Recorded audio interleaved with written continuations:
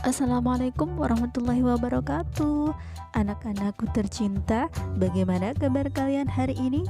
Semoga kita semua senantiasa diberikan kesehatan dan kemudahan oleh Allah Subhanahu wa taala.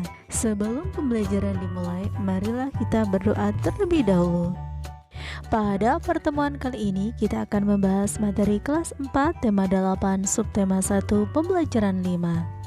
Keluarga besar Beni berasal dari Medan, Sumatera Utara. Namun ayah dan ibu Beni merantau dan menetap di Jakarta. Ada juga paman Beni yang merantau ke Jambi. Paman Beni bernama Tagor. Tahukah kamu Pulau Sumatera? Lingkarilah letak tempat tinggal Paman Tagor di Jambi. Lingkarilah tempat tinggal keluarga besar Beni di Medan. Nah, carilah gambar peta Indonesia, kemudian lingkarilah letak daerah tempat tinggalmu. Selanjutnya kita akan belajar tentang keragaman sifat individu. Apa saja sifat individu yang telah kamu ketahui? Amatilah gambar-gambar berikut. Ada yang sifatnya rajin, ada juga yang sifatnya pemalas. Ada yang sifatnya pemarah, dan ada pula yang sifatnya membantu. Gambar berikut menunjukkan sifat yang jujur. Sifat rajin, sifat malas, galak, suka membantu, dan jujur merupakan contoh keragaman sifat individu. Sekarang bacalah cerita yang berjudul Kisah Putri Tangguh. Kisah Putri Tangguh. Putri Tangguh tinggal bersama suami dan ketujuh anaknya di daerah Jambi. Putri Tangguh memiliki sepetak sawah yang ditanami padi. Anehnya, setiap selesai panen, padinya selalu muncul dan siap untuk dipanen kembali.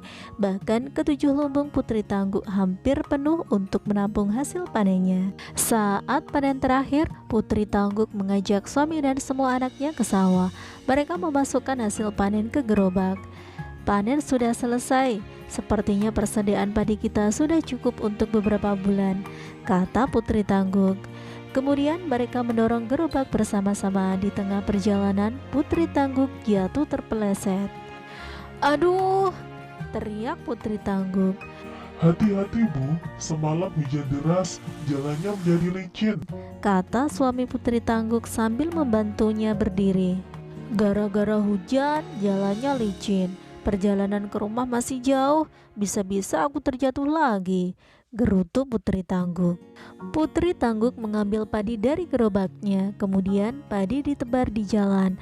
Melihat perilaku ibunya, si anak sulung pun bertanya, Apa yang ibu lakukan? Mengapa ibu membuang padi itu ke jalan? ibu tidak membuang padi. Padi ini ibu gunakan sebagai pengganti pasir. Ibu menebarnya agar jalan ini tidak licin lagi, jawab Putri Tangguh. Istriku, bukankah padi itu untuk kita makan? Tidak baik rasanya jika membuang-buang makanan. Nasihat suami Putri Tangguh. Putri Tangguh tidak mengindahkan nasihat suaminya. Bahkan Putri Tangguh membantahnya. Masa bodoh, bukankah padi kita sudah banyak? Apa kau mau aku terjatuh lagi dan tulangku patah?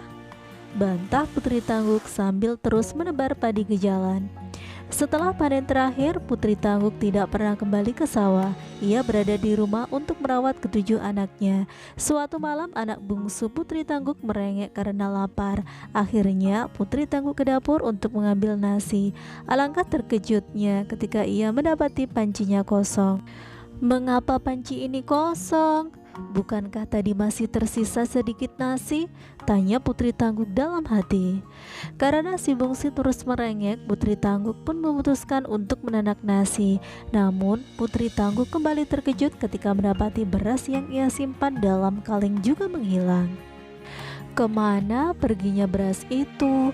Aku ingat masih banyak beras di sini sebelumnya. Jangan-jangan ada orang yang mencurinya, kata Putri Tangguh. Kemudian Putri Tangguh membujuk anak bungsunya untuk tidur. Besok ia berencana untuk menumbuk padi yang disimpan di lumbungnya. Pagi harinya Putri Tangguh terkejut mendengar teriakan suaminya. Istriku, istriku, cepat kemari. Teriak suami Putri Tangguh. Putri Tangguh segera berlari menemui suaminya. Ia menghampiri suaminya yang berada di depan pintu lumbung. Ia pun bertanya kepada suaminya, "Ada apa suamiku?" tanya Putri Tangguh dengan cemas.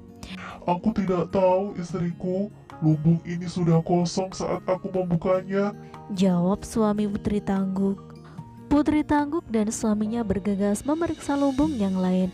Betapa terkejutnya mereka ketika mendapati ketujuh lumbungnya telah kosong. Putri Tangguk pun menangis.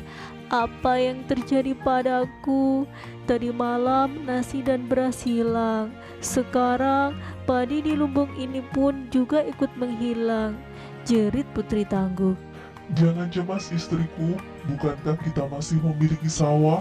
Besok kita ke sawah, siapa tahu padinya telah menguning. Hibur suami Putri Tangguk.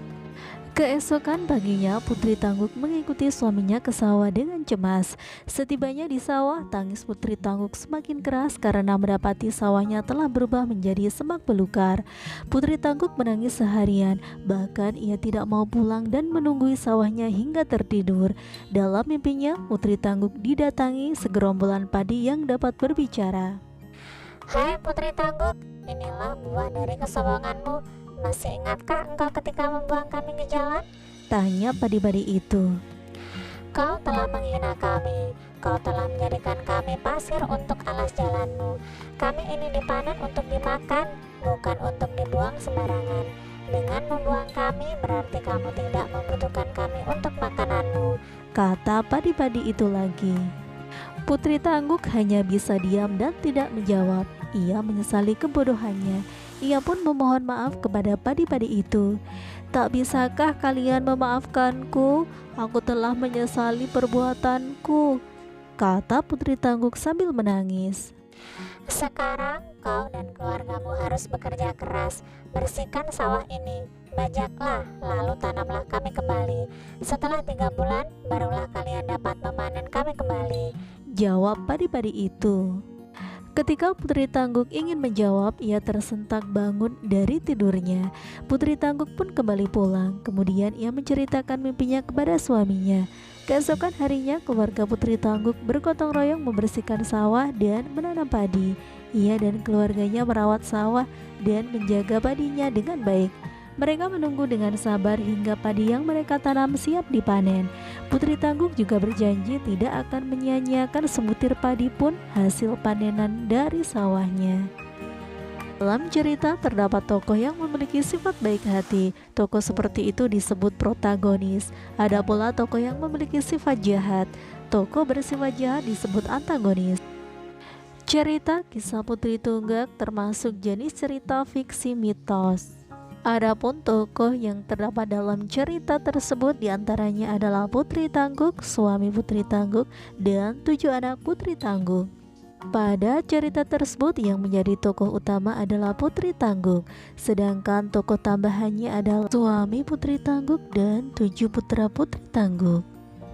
Tokoh protagonis dalam cerita tersebut adalah suami Putri Tangguk dan 7 anak Putri Tangguk karena sikapnya baik hati. Sedangkan tokoh antagonisnya adalah Putri Tangguk karena sikapnya yang sombong. Nah, sekarang yuk kita nyanyikan lagu yang berjudul Injit-Injit Semut dari Jambi. Bernyanyi dengan baik membutuhkan teknik seperti intonasi dan tempo. Intonasi merupakan cara bernyanyi mencapai ketepatan bunyi tiap nada. Bunyi nada yang tepat akan menghasilkan suara yang tidak sumbang dan enak didengar. Untuk mendapatkan intonasi yang baik, kamu dapat menyanyikan nada-nada berikut secara berulang tanpa mengandalkan otot-otot leher dan berteriak.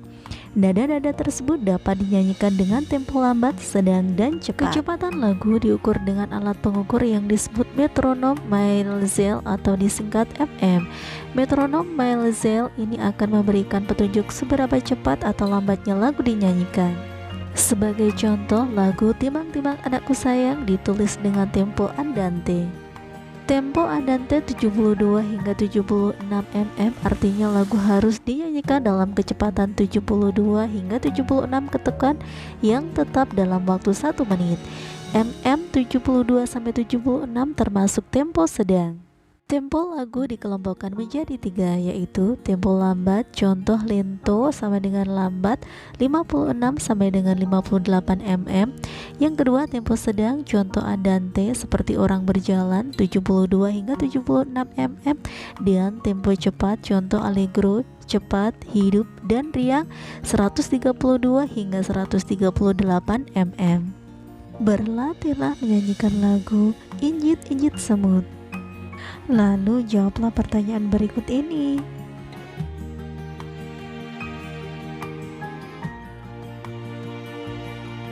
Nah, anak-anak, cukup di sini dulu pembelajaran kita hari ini. Sampai bertemu kembali pada kegiatan pembelajaran berikutnya. Wassalamualaikum warahmatullahi wabarakatuh.